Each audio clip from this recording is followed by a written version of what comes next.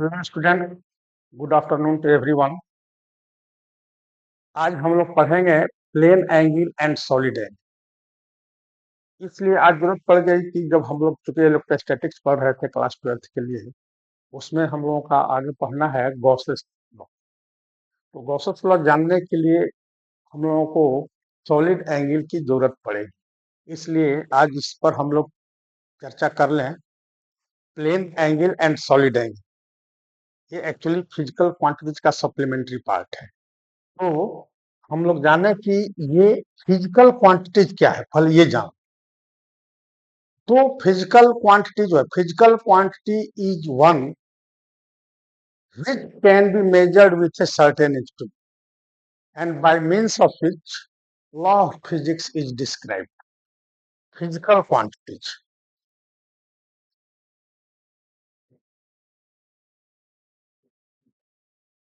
Physical quantity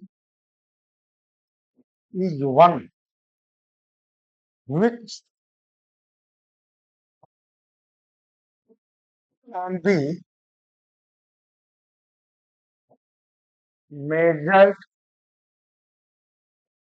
with a certain instrument and by means of which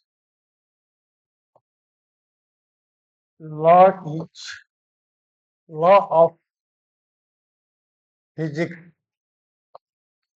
is described. For example, mass है, length है, time, velocity and etcetera. तो ये जो physical quantities, ठीक है, तो फिजिकल क्वांटिटी सच पूछिए तो कंप्लीटली स्पेसिफाइड हो गया फिजिकल क्वांटिटी।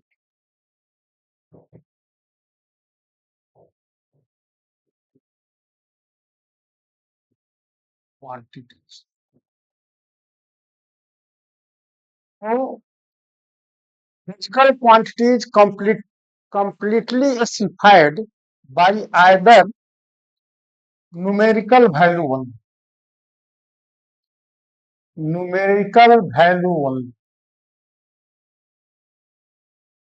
जैसे कि रिफ्रैक्टिव इंडेक्स,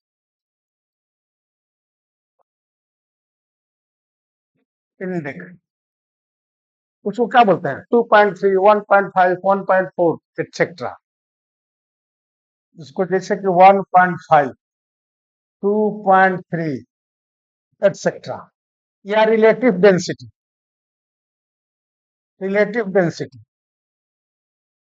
ठीक है, that will B 1, 2, 3 so on. केवल जो है आपका न्यूमेरिकल वैल्यू चाहिए उस फिजिकल क्वांटिटी को रिप्रेजेंट करने के लिए। दूसरा का हम रिप्रेजेंट कर सकते हैं बाई मैग्नीट्यूड। मैग्नीट्यूड का मतलब हो गया numerical value plus unit only. जैसे मास, और मास को हम क्या लिखेंगे? मास को लिखेंगे 1 kg, या इसको लिखेंगे 1000 ग्राम। अब देखिए केवल मान, माने इसमें मैग्नीट्यूड हो गया, 1 क्या हुआ? न्यूमेरिकल वैल्यू, और केजी क्या होगा? यूनिट। तो केवल न्यूमेरिकल वैल्यू से रिप्रेजेंट कर सकते हैं, जो कि स्केलर क्वांटिटीज होते हैं। ये क्वांटिटीज क्या होती है? Scalar quantities.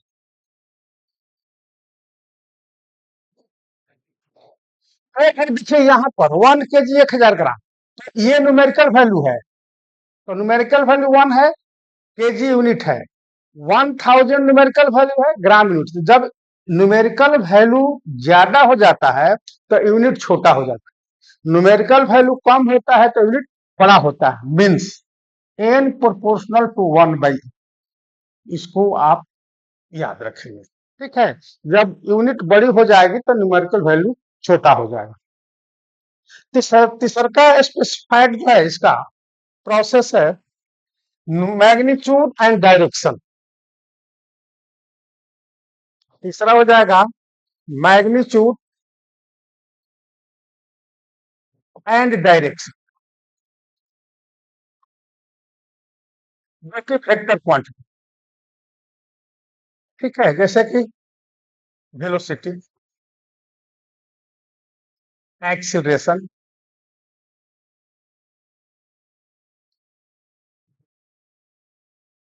ये सभी जो है 2 मीटर पर सेकंड टुवार्ड्स नॉर्थ साउथ,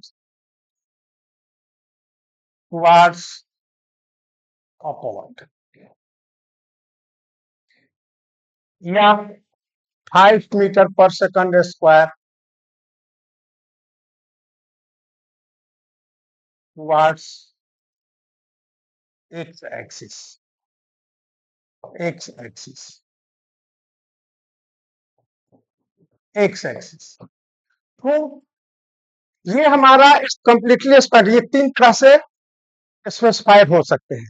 हाँ, एक्सेप्शन में होता है some physical quantities cannot be completely specified even by magnitude and direction, ठीक है, that quantity is known as tensor। Exception में हो जाएगा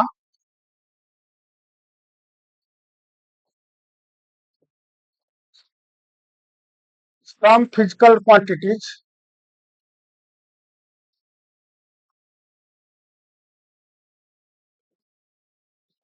will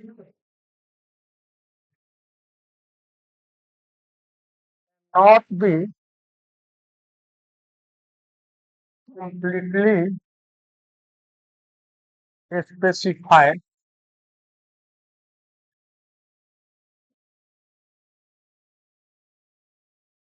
even by magnitude and direction, that quantity is known as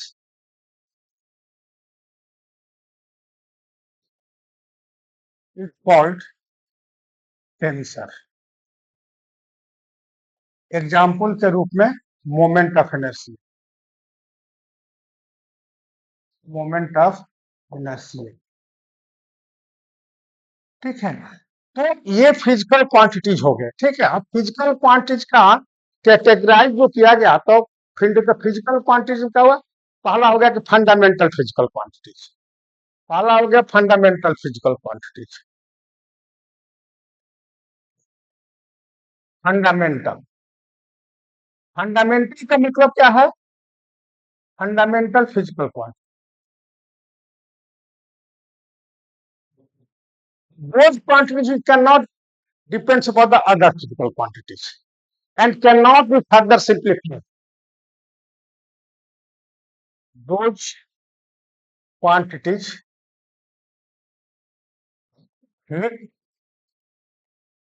cannot depend upon other quantities and cannot be further simplified।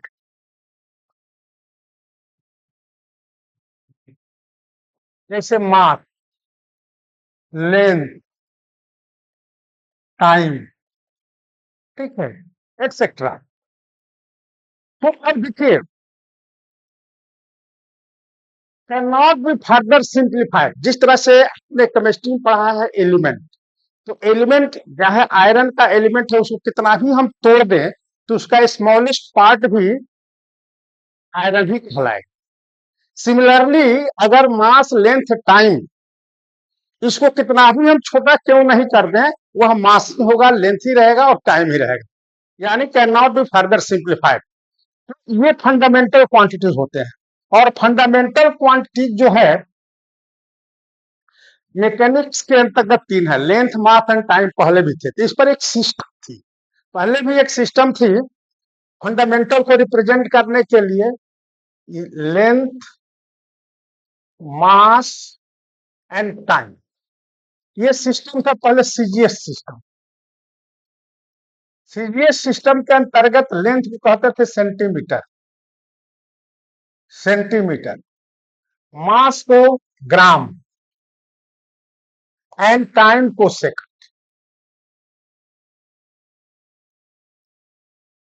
उसके बाद आया FPS system. इसके अंतर्गत लेंथ क्या था, फुट, मास क्या था, पाउंड, एंड टाइम क्या था, सेकंड। इसके बाद आया एमकेएस सिस्टम, एमकेएस सिस्टम, ठीक है। एमकेएस सिस्टम में ये हो गया मीटर, ये हो गया किलोग्राम, और ये सेकंड ही रही। तो इस तरह से पहले तीन, मैकेनिक्स के अंदर आज भी तीन ही फंडामेंटल क्वांटिटीज है। लेकिन जब सेंट्रल लेवल पर बैठे हुई सिस्टम ऑफ इंटरनेशनल यूनिट जो है, तो उसमें सोचा कि आज जब बैठक हुई वेट्स एंड मेजर डिपार्टमेंट की,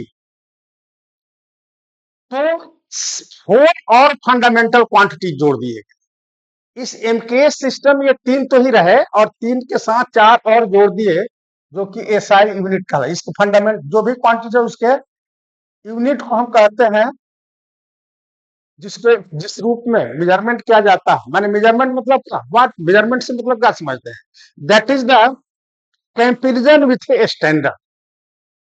We measure the quantity means we compare with a standard of same kind, and that standard is known as unit. तीसरा सिस्टम एसआई सिस्टम आया, ठीक है। SI system, system of international SI system. Weights and department की 1971 में बैठक हुई थी, 13वीं बैठक हुई थी वर्क्स एंड मेजर डिपार्टमेंट की। तो सिस्टम ऑफ इंटरनेशनल यूनिट जो आया, इसमें 7 और 3 4 और जोड़ दिया गया, 1 2 3। चौथा में आया इलेक्ट्रिक करंट, इलेक्ट्रिक करंट, जो कि ये तो जो कैटेगरी है, metre, KG, kilogram, second. Metre को एम से रिप्रेजेंट किए, किलोग्राम केजी से, सेकंड को एस से, ठीक है। चौथा इलेक्ट्रिक करंट को एम्पियर, एम्पियर, ए से और आई से। पांचवा जो आया टेम्परेचर, टेम्परेचर, टेम्परेचर जो है इसका केल्विन, केल्विन, के और थीटा से ये रिप्रेजेंट होता है। छठा जो है लुमिनस इंटेंसिटी, एक ये ऑप्टिक से लिया गया,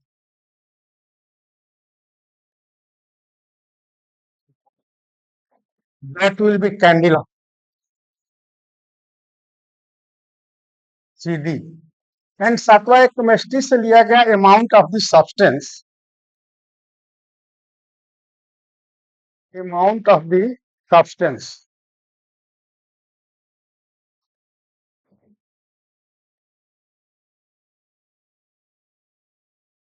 दैट इज मोल। तो ये 7 क्वांटिटी जो है फंडामेंटल, ठीक है। देखिए ये सेट्स ऑफ फंडामेंटल क्वांटिटी जो है, ये फिजिकल फिजिकल क्वांटिटीज का जो सेट्स है फंडामेंटल, ये एक दूसरे पर निर्भर था। अब अदर सेट्स भी फंडामेंटल क्वांटिटीज का बनाया जा सकता है। जैसे कि हम बना सकते हैं लेंथ सेट ऑफ,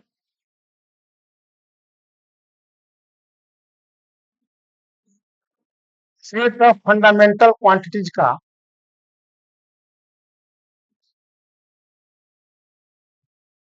जैसे कि मास, टाइम एंड वेलोसिटी, ये भी फंडामेंटल क्वांटिटीज का सेट हो सकता है। या length, mass and velocity, that may be fundamental, ठीक है। लेकिन अगर हम कहें कि लेंथ, टाइम एंड वेलोसिटी, क्या सेट फंडामेंटल का होगा? नहीं होगा। इसलिए क्या हो जाएगा कि वेलोसिटी v इक्वल टू जो होगी, वेलोसिटी इक्वल टू लेंथ बटे डिस्प्लेसमेंट बाई टाइम। और डिस्प्लेसमेंट मतलब डिस्टेंस। तो ये हमारा लेंथ बाई टाइम, ये हमारा हो जाएगा क्या चीज? फंडामेंटल का सेट नहीं रहा। लेकिन ये तीनों जो है, मास, टाइम एंड वेलोसिटी, या लेंथ, मास एंड वेलोसिटी, ये जो है that may be the set of fundamental. जिस तरह से लेंथ, टाइम एंड जो है, and length, mass and time जो फंडामेंटल हमने माना, ये भी हमारा फंडामेंटल का सेट हो सकते हैं। दूसरा जो होता है अदर क्वांटिटी, जो कि फंडामेंटल से डिराइव होता है। यानी ये 7 क्वांटिटीज हमारा जो फंडामेंटल है, इससे जो डिराइव होता है, उसको डिराइव फिजिकल क्वांटिटी बोलते हैं। Derive physical quantity, derive physical quantity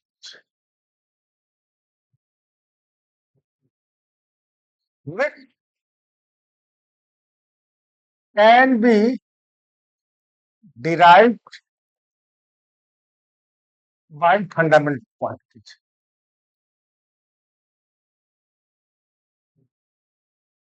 fundamental quantities जैसे स्पीड। स्पीड क्या है? स्पीड डिस्टेंस बटे टाइम, डिस्टेंस बटे टाइम, ये दोनों फंडामेंटल, और दोनों से जो हमारा डिराइव हुआ, that is the derived quantities. ठीक है। Density, density mass by volume. ठीक है। अब ये मास है, वॉल्यूम क्या है? इसमें टाइम, लेंथ हमारा 3 टाइम्स आया। मास एम बटा में एल क्यू, लेंथ गुना length, length breadth into height, that is थीनो। लेंथ, ब्रेथ एंड हाइट क्या है? लेंथ है, जो फंडामेंटल है। तो मास में, मास जो फंडामेंटल है, लेंथ फंडामेंटल है, तो वॉल्यूम बना वो भी हो गया डिराइव्ड, और डेंसिटी जो बना मास वॉल्यूम से, that will be also clear है। ये डिराइव। अब ये हमारा जो है fundamental quantities and derived quantities, इसके अलावे दो जो है सप्लीमेंट्री यूनिट। ठीक है। Besides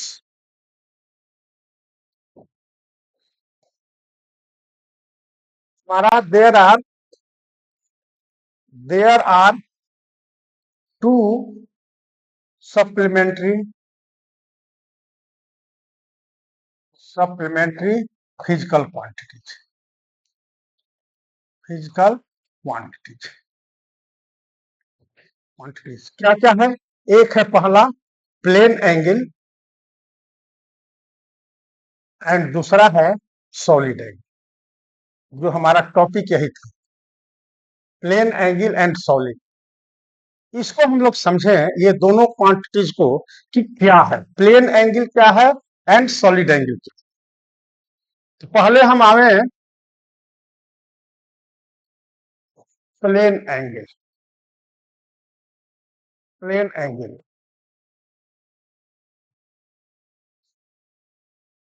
plane angle, plane angle क्या? In 2 dimension, the space between two different lines diverge out from a common point is called plane angle. Plane angle क्या है? In 2 dimensions, a space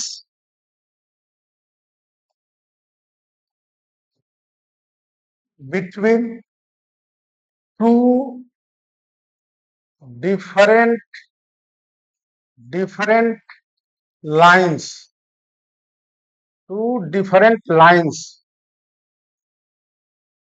diverged diverged out from a common point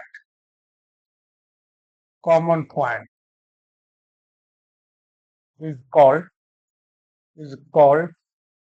plane angle. Plane angle, It is measured. It is measured by the ratio of arc to radius. अब देखिए, ये हमारा common point है, यहां से एक लाइन इधर निकला, एक लाइन इधर, O A and A, that space is known as theta. The space between two different lines diverge out from a common point is known as plane angle. अब देखिए, it is measured to the arc. अब मान लीजिए कि ये जो है हमारा है L1 और ये हमारा क्या हो जाएगा, R1 हो जाएगा. ये अगर हम आर्क लेते हैं तो ये L2 है, ये हमारा क्या हो जाएगा, R2 हो जाएगा. तो थीटा इज इक्वल टू जो है, इसको हम लिख सकते हैं L1 बाई R1 या L2 बाई R या A3 बाई R3. अगर मान लीजिए कि ये L3 ले लीजिए तो ये हमारा R3 हो जाए, and so on. It is measured by the arc, जिस आर्क से जो है ये बना और इसका परपेंडिकुलर डिस्टेंस जहां पर बना है, दैट इज रेडियस. तो ये हमारा हो जाएगा plane angle. Its SI unit is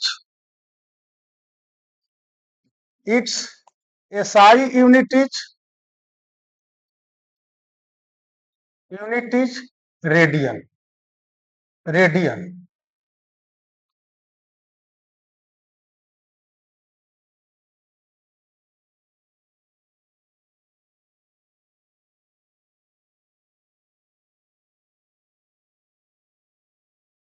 radian R.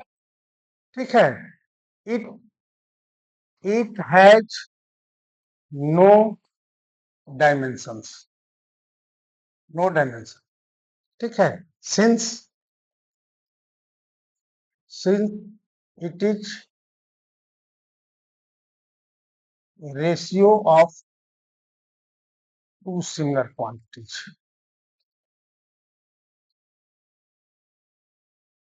ठीक है. इसका यूनिट होता है लेकिन डायमेंशन नहीं होता. ये कंपटीशन में भी पूछा जाता है, याद रखें. दोनों सप्लीमेंट्री यूनिट जो हैं, plane angle and solid angle, पूछता है कि is any physical quantities which has unit but no dimensions.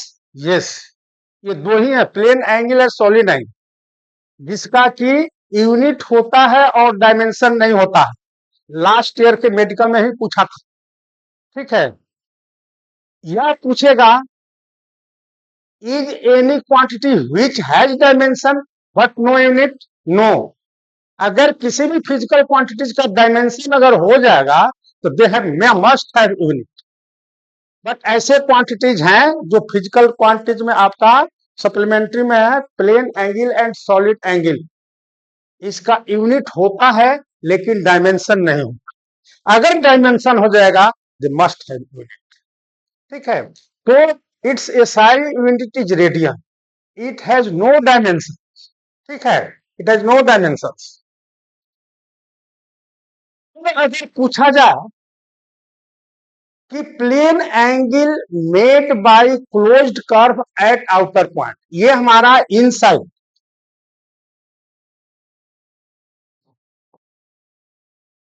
Plane angle at the centre of the circle या plane angle surrounding a point. क्या हो जाएगा, ये हमारा पॉइंट है, ये हमारा सर्किल है. ठीक है. तो ये जो एंगल रेडियस क्या हो जाएगा, आर हो जाएगा. तो थीटा इज इक्वल टू हमने कहा था आर्क और बाई रेडियस. ठीक है. अब आर्क कितना हो जाएगा, आर्क हमारा कितना हो जाएगा, 2 pi r. 2 pi r divided by r means क्या, 2 pi radian. 2 pi radian. 2 pi radian. ठीक है.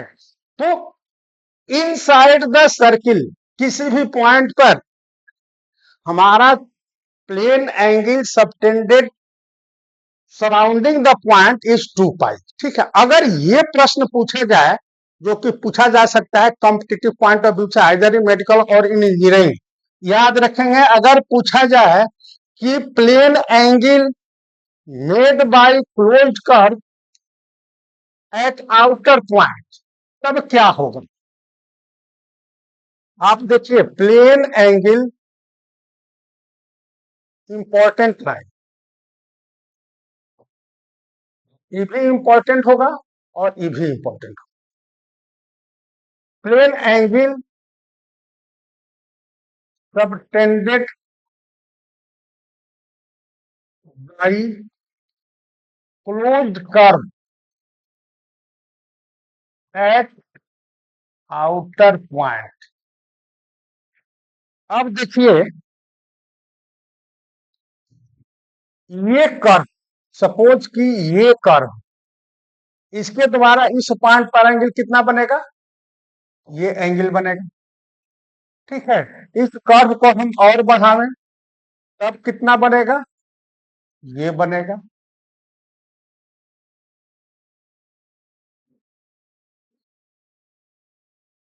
अगर इसको थोड़ा सा और बढ़ा दें, अब कितना बनेगा? ये बनेगा।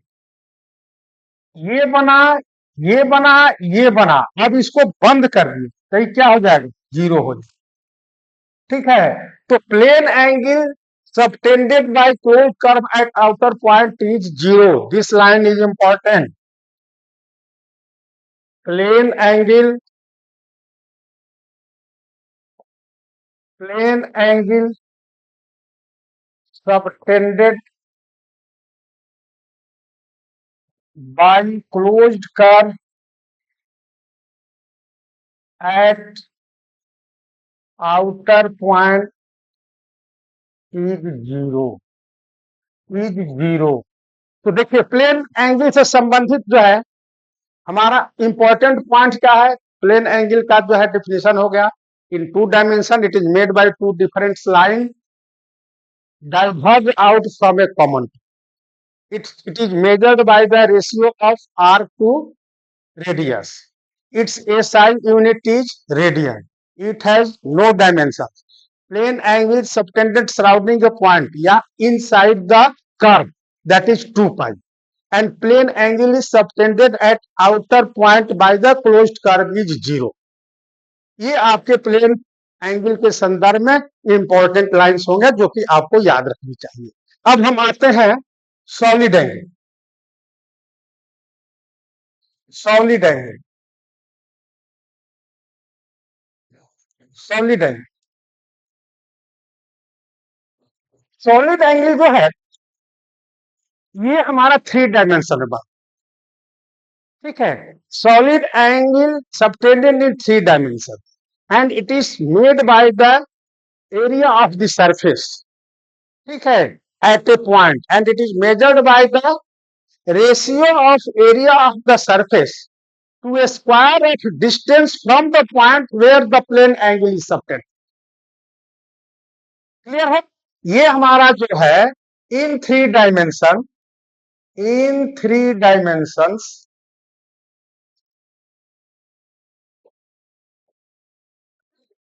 solid angle is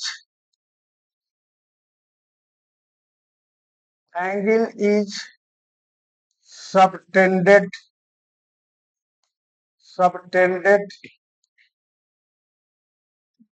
by the area of the surface at a point. Area of surface at a point,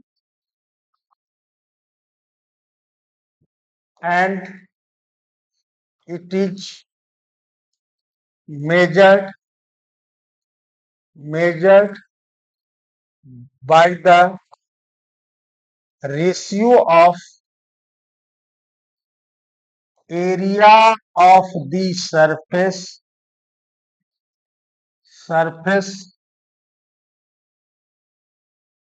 to a square of its perpendicular distance from the point where the solid angle is subtended. इसको आप समझिए, ये हमारा कोई surface area है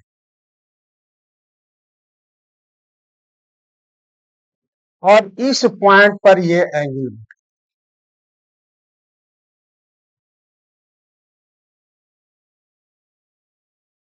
that is the solid angle D omega.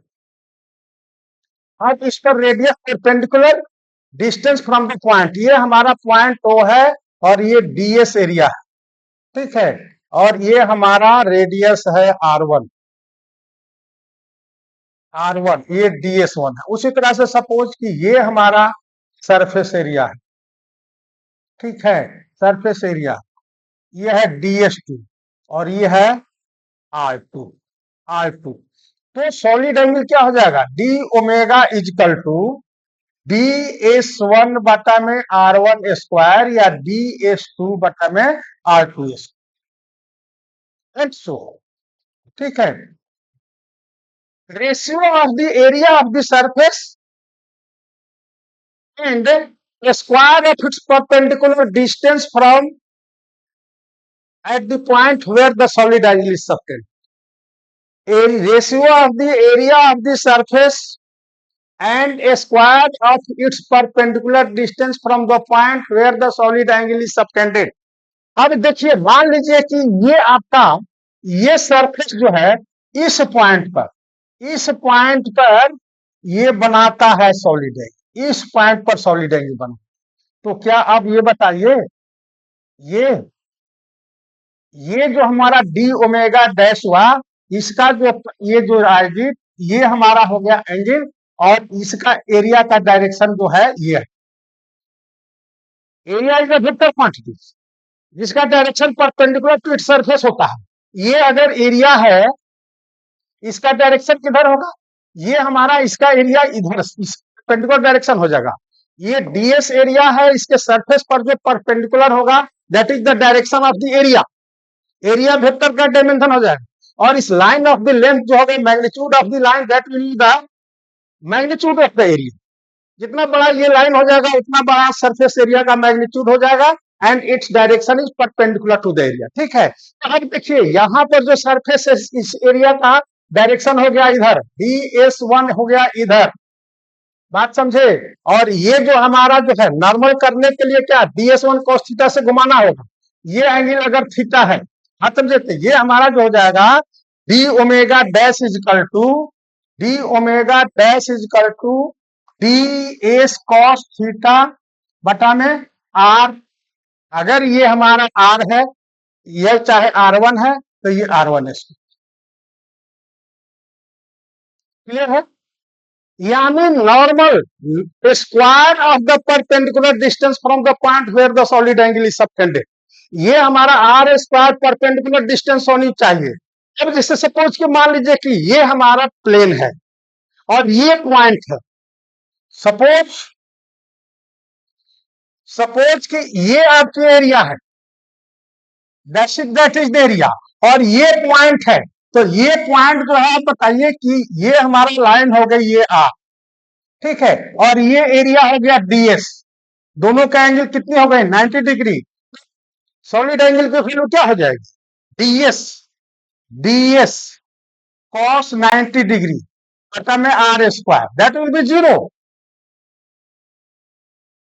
तो solid angle का measurement होता है एक surface area, ratio of the surface area to the square of the perpendicular distance, यानी एरिया वेक्टर और उस रेडियस के बीच का जो एंगल है DS cos theta by R square.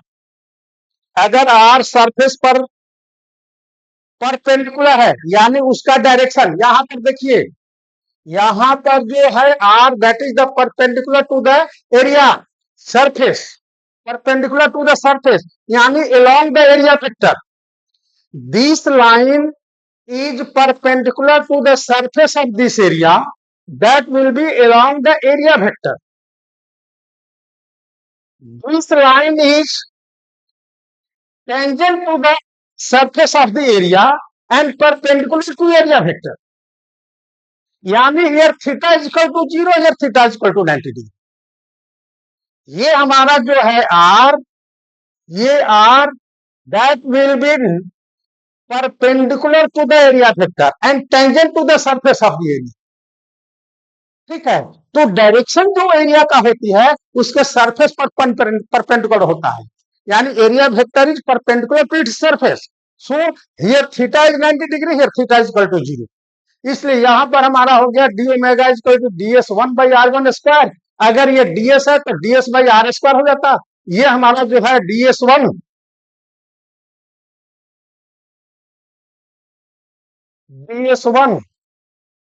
cos 90 degree by r1. ठीक है, ये r है,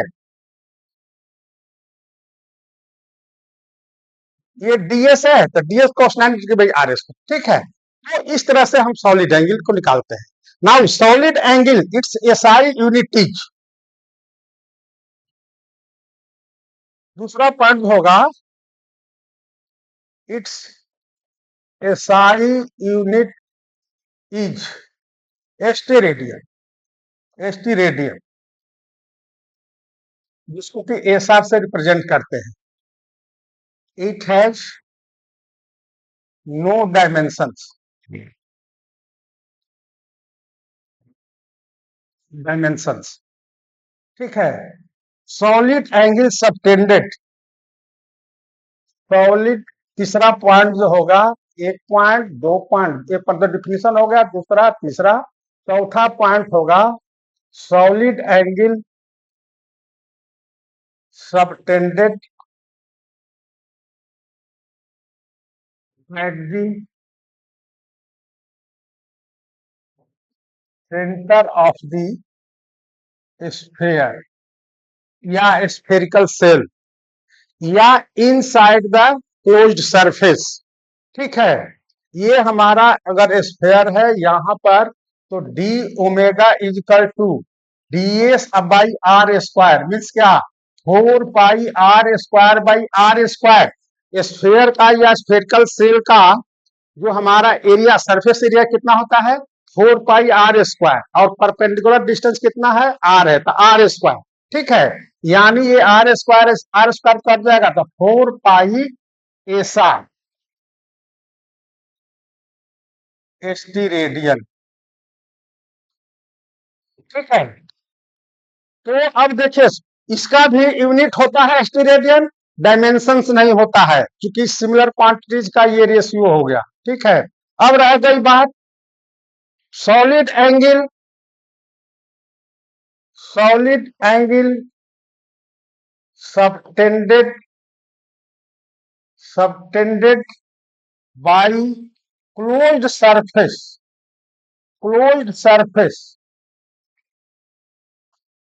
एट आउटर पॉइंट. ठीक है, जिस तरह से plane angle subtended by closed curve at outer point is 0, उसी तरह से solid angle subtended by closed surface at outer point is 0. ठीक है, क्लोज्ड सरफेस मींस क्या, what? Closed surface means what? Closed surface means that closed surface divide the space into region. ये अगर closed surface है, चाहे किसी shape का हो, सिलिंड्रिकल क्लोज सरफेस हो, आपका रेक्टेंगुलर क्लोज सरफेस हो, या सर्कुलर स्फेरिकल क्लोज सरफेस हो, तो ये हमारा जो होगा close surface this divide the space into two region. ये आउटर रीजन हो गया और ये इनर रीजन हो गया. इनर रीजन हो गया. आप इनर रीजन से आउटर रीजन से कहीं भी जाने के लिए ये सरफेस को आपको क्रॉस करना हो, that is the close surface. ठीक है, तो solid angle subtended by close surface at outer point is zero, इसको हम गॉसेस थ्योरम में भी यूज करेंगे। ठीक है, तो अब समझे सॉलिड एंगल क्या है। सॉलिड एंगल 3 डायमेंशन 3 प्लेन से बनता है। ठीक है, ये जो है जिस सरफेस द्वारा बनता है, जिसे थिस्ल कीप है, वह जो आकर के कोन टाइप का ही बनाता है, इस टाइप का आप देखते होंगे। ये थिस्ल कीप जो है, ये जो बनाता है आपका, that is the solid angle, इस टाइप का। ठीक है, कोन जो बनाता है, it is measured by the area or ratio of the area of the surface and the square of its perpendicular distance from the point where the solid angle is subtended. Its SI unit is steradian. Its dimension it has no dimensions. ठीक है, inside the closed surface its value is 4 pi steradian and solid angle subtended by closed surface at outer point is 0. That is plane angle and solid angle. Thank you. आज इतना ही, आप इसको ठीक से समझ लेंगे।